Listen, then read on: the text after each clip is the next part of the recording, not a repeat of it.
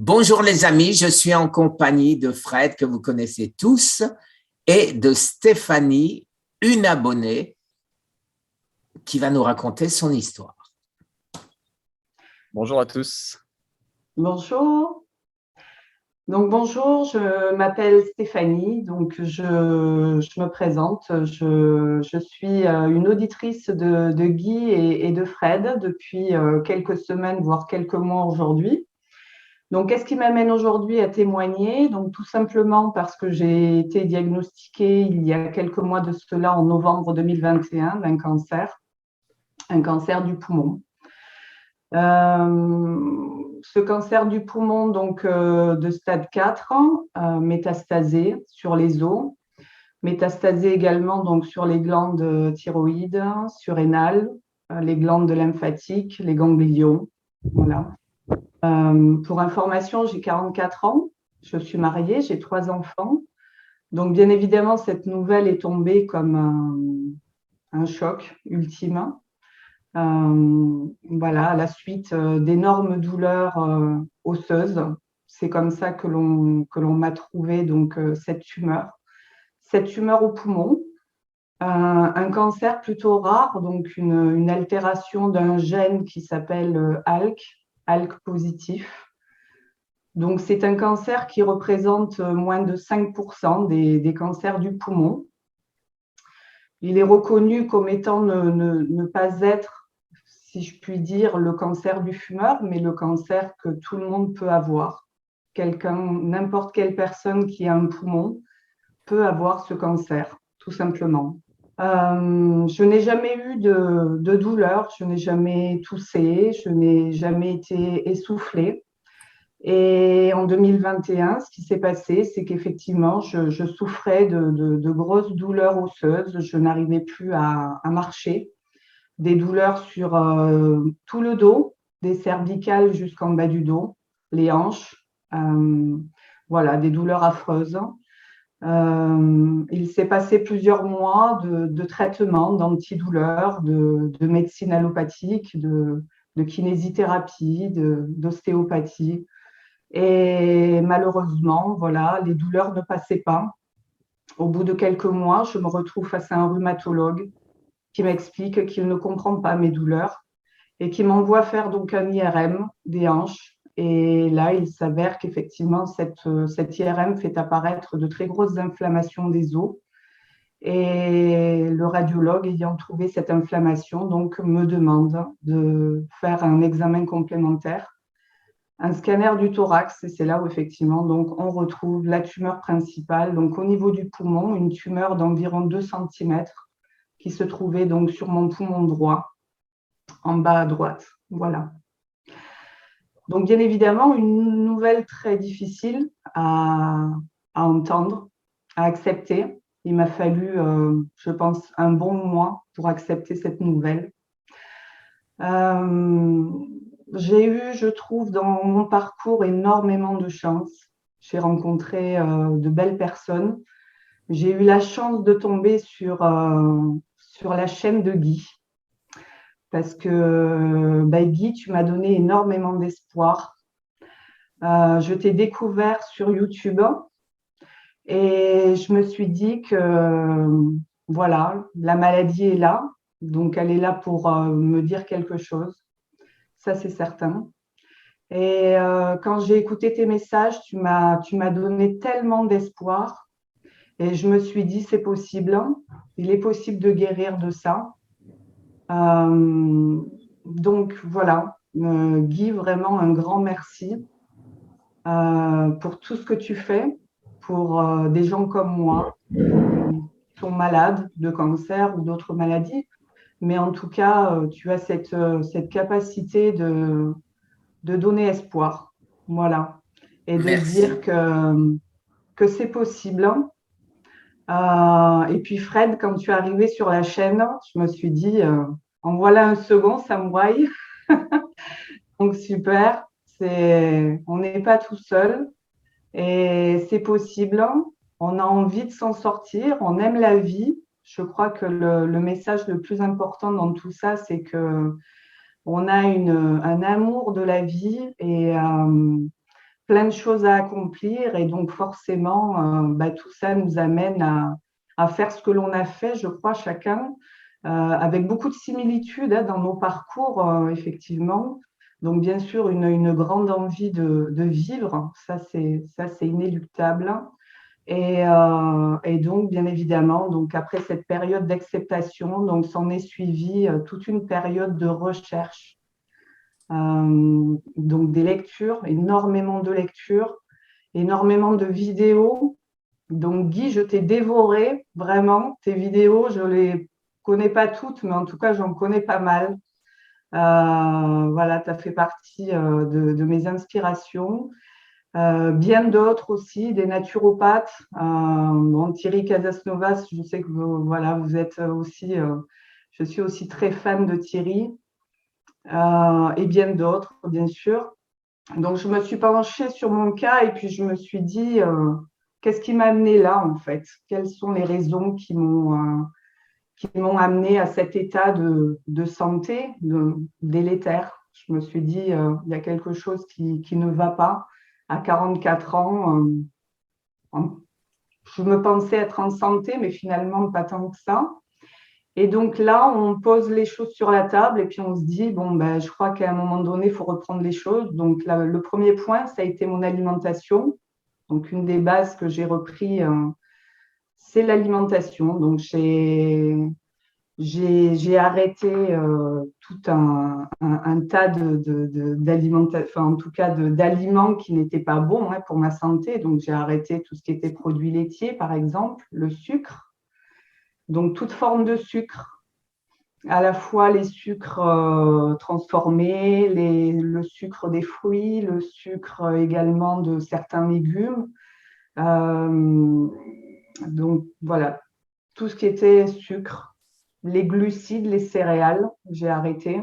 Les produits laitiers, je ne mangeais plus aucun produit transformé, très peu de viande. Là, j'en remange un petit peu, de temps en temps, de la bonne viande, de la viande voilà, de qualité. Je vais en manger 1 à 2 fois par semaine, un petit peu de Qu'est-ce que tu poisson. appelles de qualité? Alors, de qualité que je vais chercher donc, chez un fermier. Donc, c'est de la viande bio, voilà, qui est nourrie correctement et qui a C'est la mangé de clé, hein. l'herbe et qui est riche en oméga 3.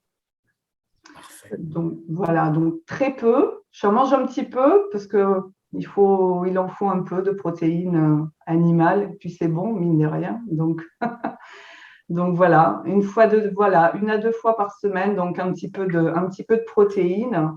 Mais voilà, une alimentation le plus vivant possible, la plus crue possible également, bio, naturel, local. Voilà. Donc ça, c'est ce que l'on fait, ce que l'on a fait tous les trois, et je pense beaucoup, et c'est une des bases, effectivement, de cette régénération en fait physique, c'est bien évidemment cette alimentation.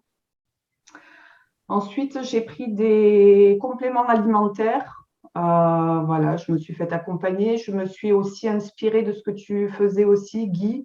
Alors, pas le traitement métabolique, mais en tout cas, tout un tas de compléments que tu prends aussi. J'ai pu comparer effectivement ce que tu prenais. Et voilà, il y a quand même pas mal de similitudes au niveau des compléments alimentaires.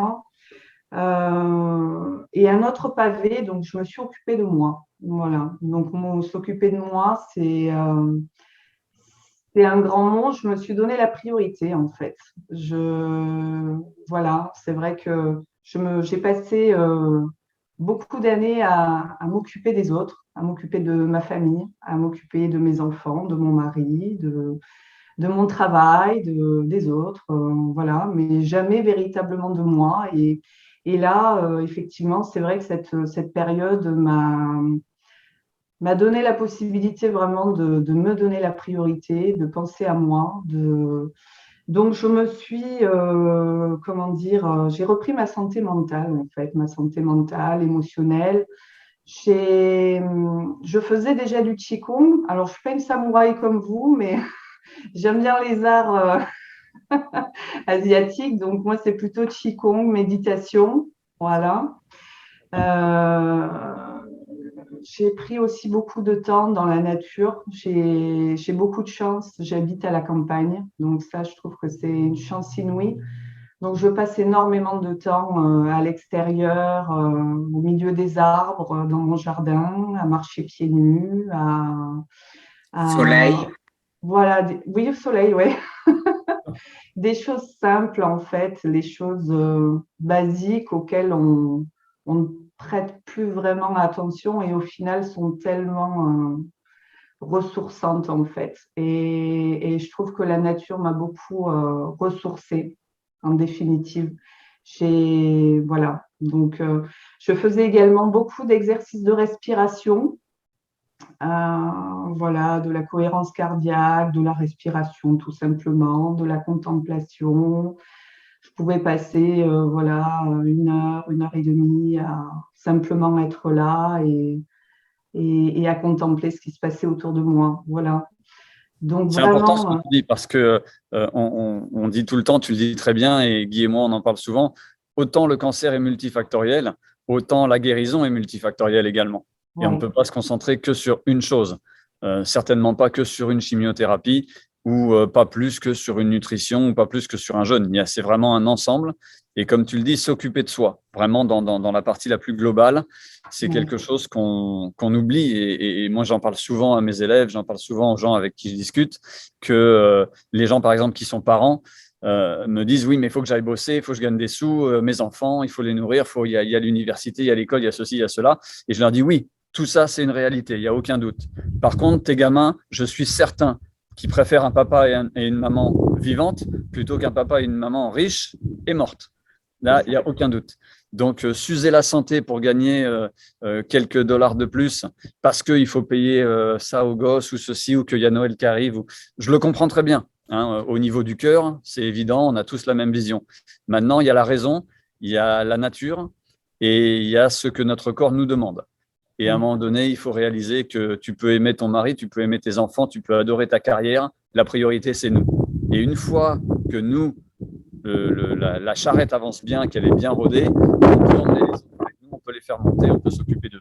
Mais on peut pas passer derrière qui que ce soit, quel que soit l'amour qu'on porte ou la passion qu'on porte à quelque chose ou à quelqu'un, on ne peut pas passer en second zone. Oui, je suis tout à fait d'accord. Je suis tout à fait d'accord. Et effectivement, c'est vrai que cette maladie, elle est vraiment là pour. Enfin, moi, je l'ai senti comme ça aujourd'hui, en fait. Euh, il me fallait cette maladie pour comprendre que là où j'en étais, finalement, c'était pas le bon chemin que je prenais. Parce que on vit à 100 à l'heure, malheureusement, et c'est exactement ce que tu expliques là.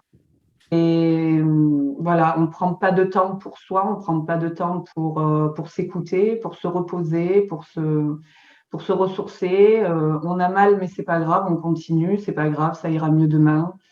Euh, et au final, je crois que je serais jamais arrivée où j'en suis là aujourd'hui si j'en étais pas passée par là. Alors, c'est un peu bête ce que je vais vous dire, mais c'est vrai que mine de rien, cette maladie m'a appris énormément sur moi, nous deux aussi. ouais, Tout à fait. sur vraiment les choses importantes de la vie et ô combien au final on se dit mais qu'est-ce que la vie est belle et qu'il faut vraiment voilà, se donner, je dirais, voilà, les moyens de pouvoir profiter un maximum de chaque instant et surtout de l'instant présent sans pour autant toujours rapporter, enfin, ramener tout à demain, à la prochaine fois, à l'année prochaine, à dans quelques années, mais surtout profiter de chaque instant et savourer chaque moment. Et ça, je l'ai appris véritablement avec, je dirais, grâce à cette maladie, quoi. Et Et Et tu pour sais, résumer il y a tout beaucoup de ça, gens. excuse-moi, Vas-y, Guy.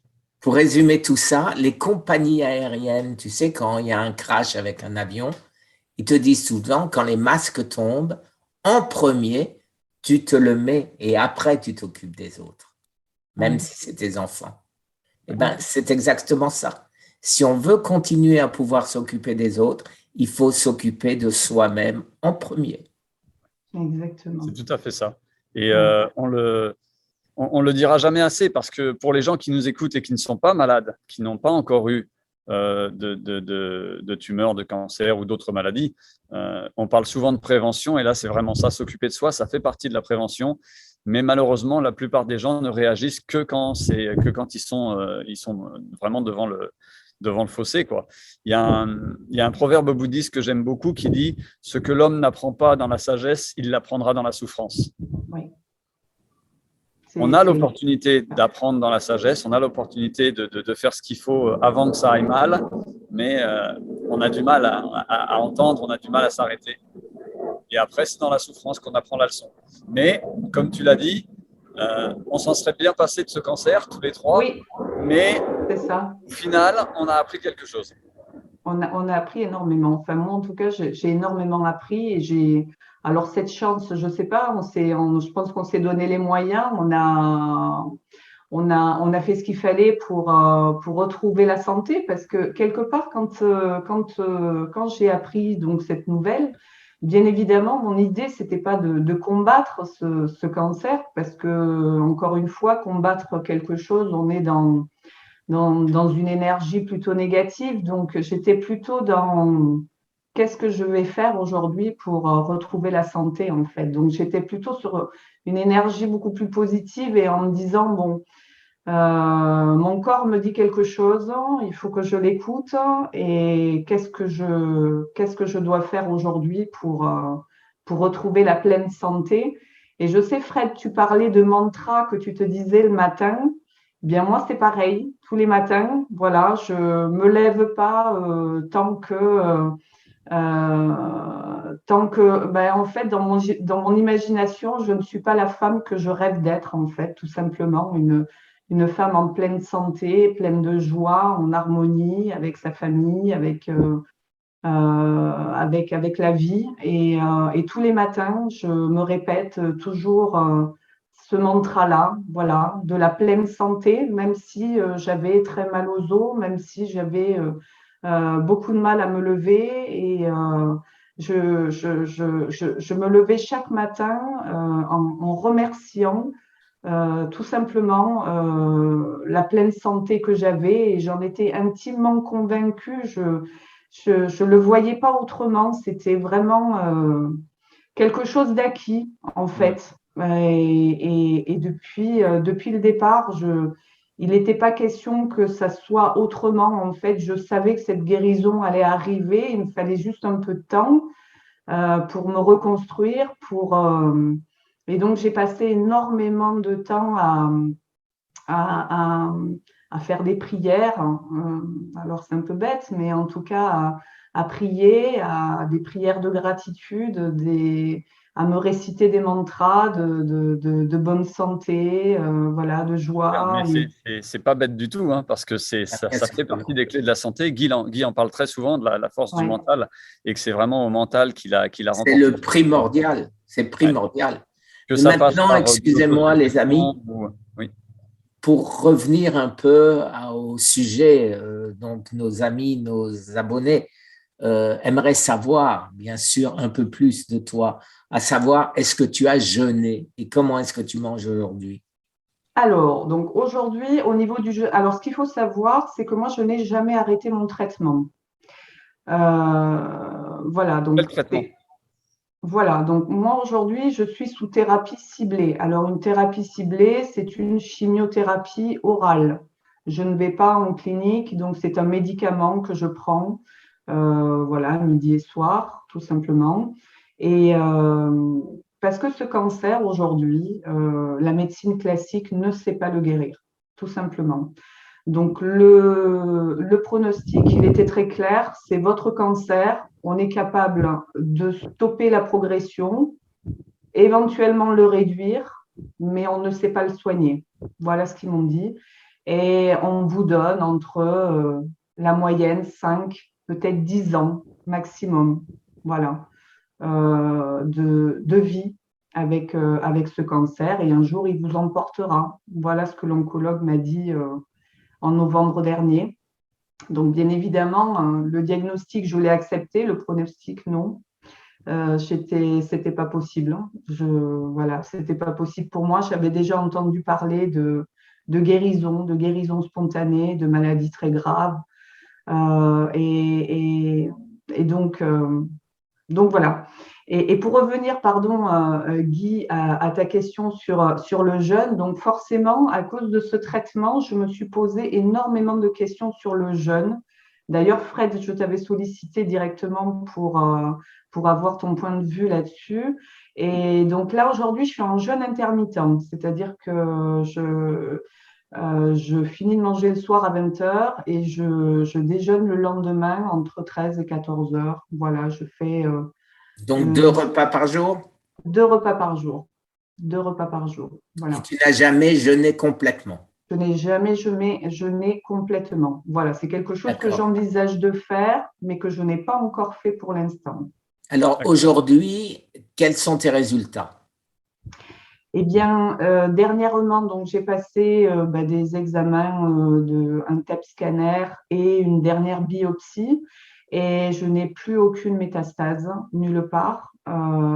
Voilà, les os se sont complètement reconstruits. Il faut savoir que j'avais des métastases de la nuque jusqu'en bas du dos. Je pouvais plus bouger du dos.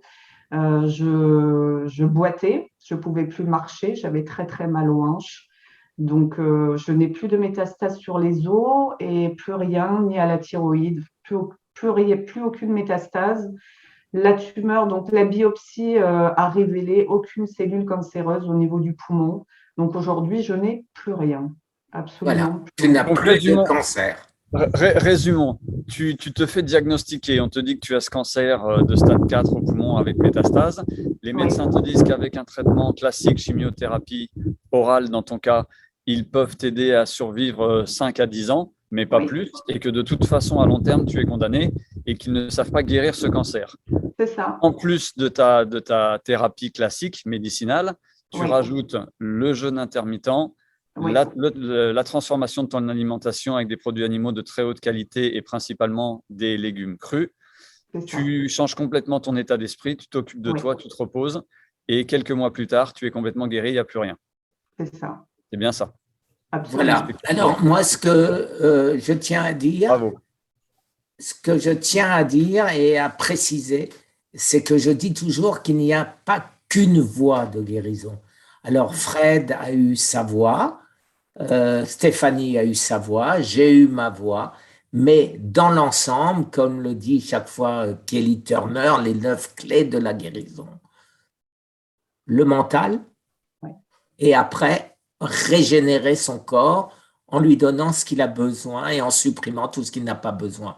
Après, l'aide extérieure que peut donner la chimiothérapie de Stéphanie, est-ce que ça a eu un effet ou pas? J'irais presque dire, on s'en fiche, c'est le c'est résultat ça. qui compte. Tout à fait. Et de ce fait, eh ben, nous, on dit toujours, n'abandonnez pas vos traitements, mais rajoutez ce qu'on appelle la médecine intégrative, rajoutez tout ce qui peut aider. Voilà, on ne prendra jamais la responsabilité de dire à quelqu'un, arrête tes pilules, arrête ta chimiothérapie. Ça, on ne le fera pas. Le seul cas où personnellement je suis contre la chimiothérapie, c'est la chimiothérapie palliative qui n'apporte absolument rien, apparemment, puisque de grands professeurs américains l'ont prouvé. Euh, Pas de durée de vie supplémentaire, une vie catastrophique par rapport à si on fait rien, et bien sûr pas de résultat puisque c'est palliatif. Donc là, effectivement, c'est le seul cas où je trouve que la chimiothérapie ne sert à rien. Dans Ouais. les autres cas, je m'abstiendrai de… Oui. Voilà, puisqu'on ne C'est sait un pas. choix personnel. C'est un choix personnel. Il C'est faut un en choix discuter avec le personnel. médecin. Il faut ceux qui ont la chance d'avoir et un oncologue allopathique classique et des médecins de médecine alternative qui peuvent les suivre. Eh bien, tant mieux. Ils peuvent avoir un double conseil, mais de toute façon, il faut se faire suivre. Moi, contrairement à vous deux, donc contrairement à Guy qui n'a rien fait d'allopathique et contrairement à toi qui a continué ton traitement, moi, je suis entre les deux. C'est-à-dire que j'ai fait mes 3 séances de chimiothérapie parce que je souffrais énormément. Et dès que la douleur est partie, j'ai dit au médecin, je désire arrêter. Ils sont montés au plafond, ils m'ont dit, mais monsieur Evrard, vous faites partie des rares cas où ça marche. Vous n'allez pas vous arrêter. Et j'aurais dit, si, c'est justement parce que ça marche que je vais m'arrêter. Et j'ai confié le reste de ma régénération à mon corps et à mon système immunitaire. Mais parce que c'était mon cas précis, dans mon environnement précis, avec mon histoire, avec mes connaissances. Et comme je le dis dans mon livre et qu'on le dit souvent avec Guy, ça ne veut pas dire que j'encourage les autres personnes à faire la même chose. Mais chacun doit vraiment prendre ses responsabilités d'abord, ensuite en parler à son médecin traitant et voir quelle est la meilleure solution pour soi. Du moment que ça marche, ça a marché pour Guy de ne rien faire, ça a marché pour moi de ne faire que 3 séances et ça a marché pour toi de faire l'ensemble de ton traitement.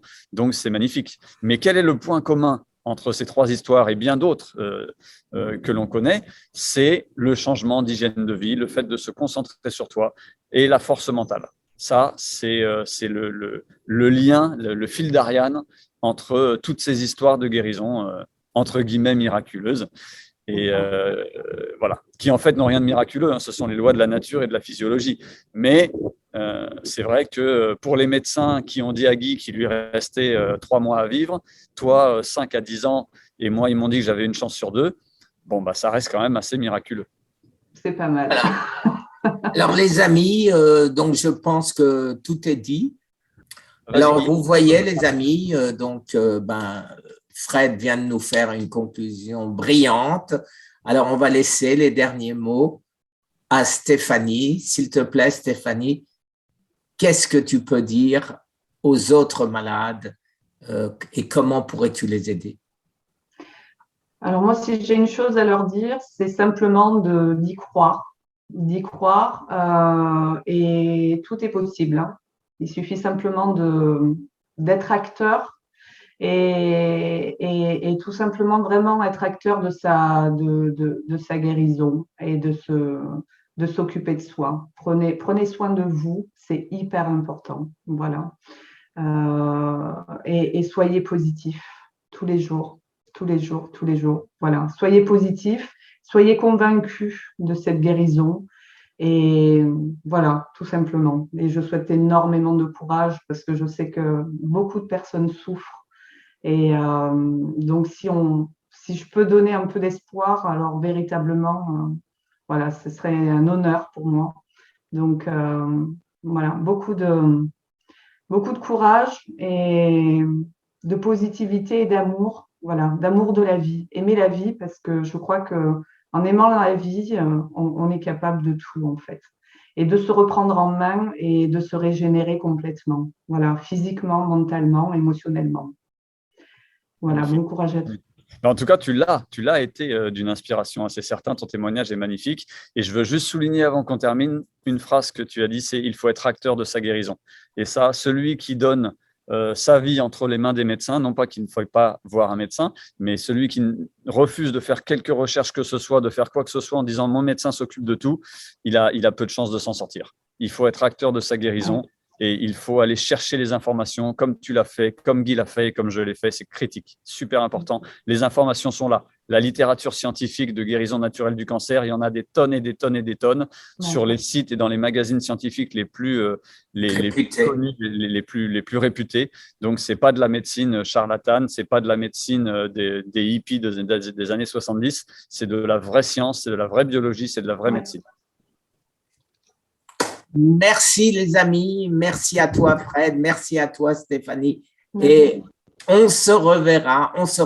Et si vous connaissez, vous qui nous regardez, d'autres personnes qui s'en sont sorties, venez témoigner. Nous devons être nombreux, le plus nombreux possible pour arriver à influencer les décisions de l'Institut national du cancer et du ministère de la France, français de la santé.